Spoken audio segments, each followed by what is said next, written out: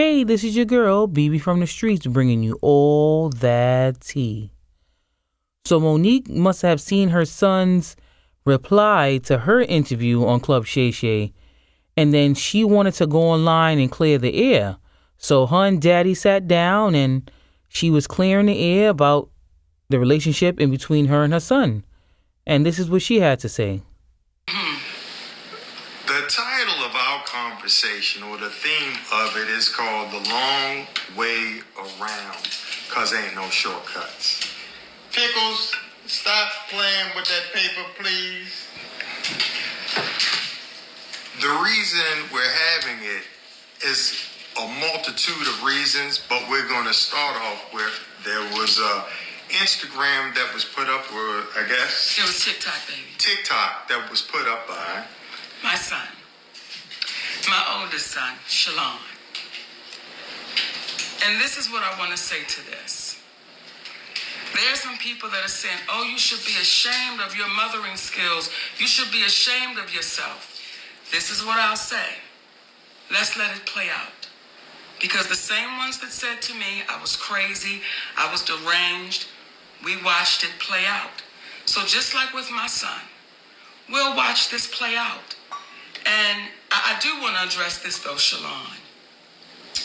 When you say her daddy, then that's when mommy gonna say stop playing, because you know this has been Uncle Sid your whole life. Uncle Sid knew you before you knew you. So for you to say her 3 sons, yes, you're absolutely right. He has 3 sons.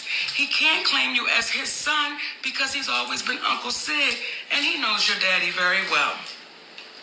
And love that brother.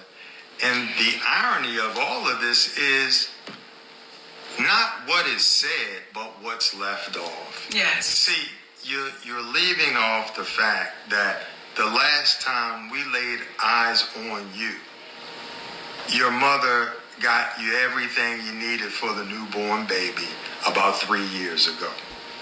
You're forgetting about how I, from Georgia, am talking you through getting your car after we gave you the half of the down payment for it, and you were 31 years of age, 32 years of age at that point, and I'm negotiating the deal with the dealer for you as you sit there. And you have the vehicle you're driving right now because of your mother. These are the things that you're leaving out when you're expressing what you're expressing in reference to your mother. You're not expressing the relationship that you have with your father, where you spoke ill to him, not to mention spoke ill to your mother, but somehow your mother and father and I all have a loving relationship and communicate back and forth because of the love that we have for you. The one thing these individuals, and to the individuals out here that oftentimes speak after they've heard one side of the story, there's an old saying, believe half of what you see and none of what it is that you hear. Please don't take our word for it, but what we will convey is this. Those who are parents and have raised their parents up to being adults. Their children. Raise their children up to being adults. Right on. Those who are parents that raise their children into adulthood know that there comes a time and a place in which they determine their own decisions, their own path. You can have multiple children that are raised in one house, but they act and they take on different things. The reason why it was so important for us to entertain these conversations that we typically have privately, or that we're influenced to have privately amongst the people in our community, is because we need to stop being embarrassed about being human beings and about being black human beings. You will oftentimes hear us saying we are embarrassing ourselves in front of them. Who is them? Who are they? Because when you hear someone articulate these things, that is the slave's mentality. That makes us believe that we as black people need to conduct ourselves with dignity because white people are watching.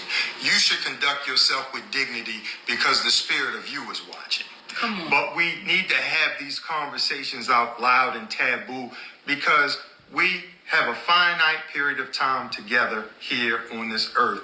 You will travel through infinity with the spirit that you have all alone, and you will not remember the ridicule that you receive, but you will be judging yourself. You will be determining for the rest of your life which way that you go as you have thus far.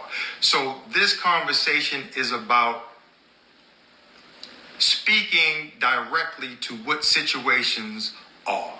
And many people oftentimes, when they are presented with an issue, they stay quiet, they hide, they disappear. And what we're saying is that's not who we are, because what you cannot do is you cannot trick an honest person. Come on. You can demean, you can say whatever you want to say about them negatively, but what will happen is truth has a way of standing the test of time.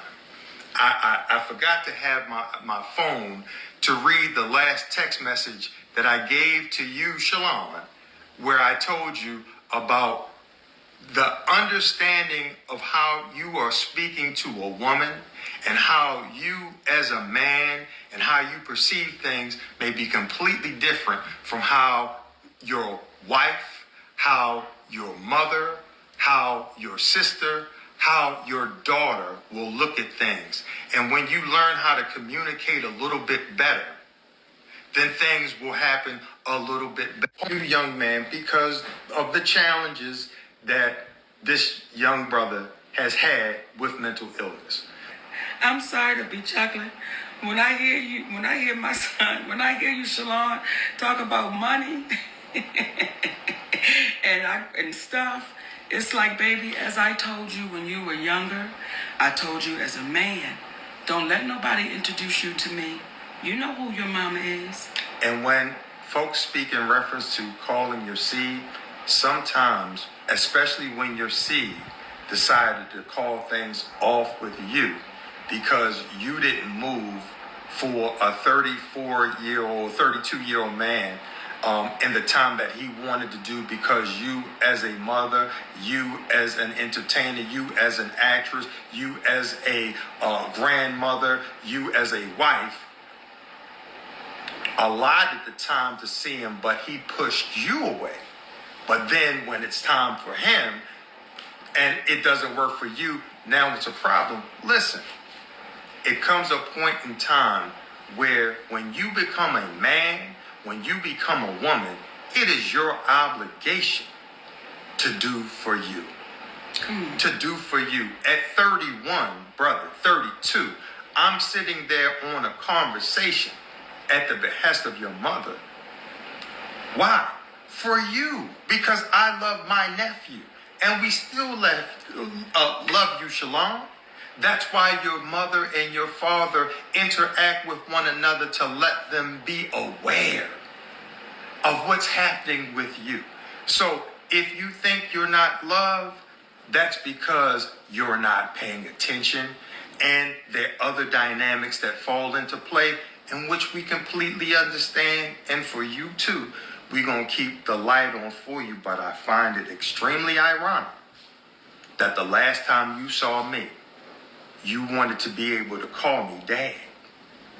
And I couldn't allow you to call me dad because there's only one dad in your life. And he's a friend of ours. Come on. He's a friend of ours. I can understand where Monique is coming from. You know, she was young, she was working, she was focused on being famous. And that was the answer she gave. You know, she's married, she has a child, but she's focused on being famous. And sometimes people lose sight, and as parents, you may lose sight of the loving and nurturing portion of it. You thinking about the financial, like, oh, I got to pay the bills. I want to make sure he goes to a good school. I want to make sure I have money to do this and do that for my family, for my kids. But you have to remember that sometimes financial and materialistic things doesn't calculate or equate to love in children's head. Children just remember seeing, like, oh, I had a softball game or a basketball game and my mom or dad wasn't there. And then you see all the other kids with their parents there cheering them on. Or I had an award ceremony, but mommy said, oh, I had to work an extra shift or I had to work more hours. So sometimes as parents, we have to remember that. Those little memories go a long way in a kid's mind and development and how they see the relationship and their value in their parents' eyes. But I understand, Monique, we are all human and you make mistakes. So as she said, when she became a mom and a wife again, she made sure she didn't miss out on those things. And sometimes older kids feel a little slighted. But maybe if she can sit down and keep reaching out and keep trying to talk to him, they can get their relationship back together. Because family is what we got. And family is what you need. And there's nothing like a mother's love. Let me know what you think. Do you feel like Monique did it the right way, or maybe she should contact her son privately without going to the internet? Or maybe this would be a learning experience for everybody, because sometimes you have to speak out about situations for other people to learn from. Leave a comment below, hit like, share, subscribe, and don't forget to ring that bell.